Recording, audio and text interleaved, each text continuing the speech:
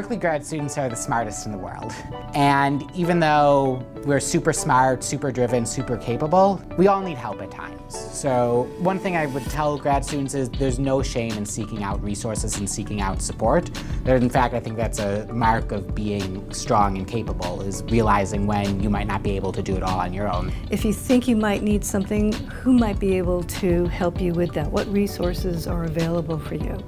And I know, for one thing, at the counseling center, a lot of times students don't even know what's at the counseling center, what we offer. And they're surprised to hear that we have couples counseling as well as individual counseling, or that we have groups, or that we have workshops. And until you start asking, you don't really know.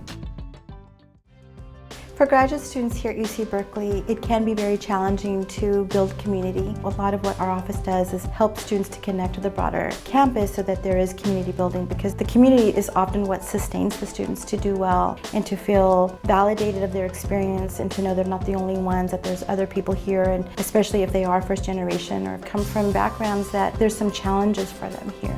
So that really helps to normalize their experience. For me, what has worked is getting mentorship from professors, particularly professors of color, women of color, Black women, Indigenous women, who I'm sure have faced many of the struggles I may be facing as a grad student, and just learning from them how to move and how to also reclaim my own space.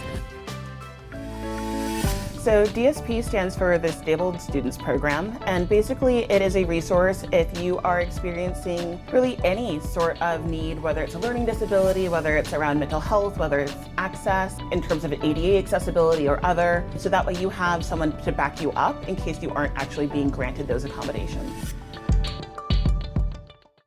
As a PhD student, I think your first resource is definitely your peers.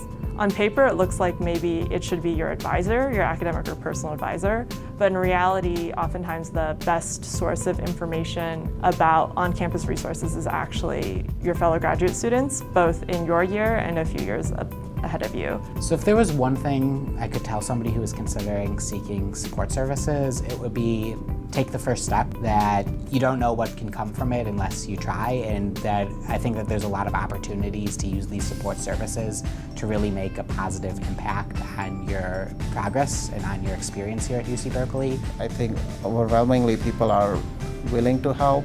If they are not able to, they will go out of their way to show you someone who can help. We don't always know what everybody needs, and you don't always know what you'll need until you need it.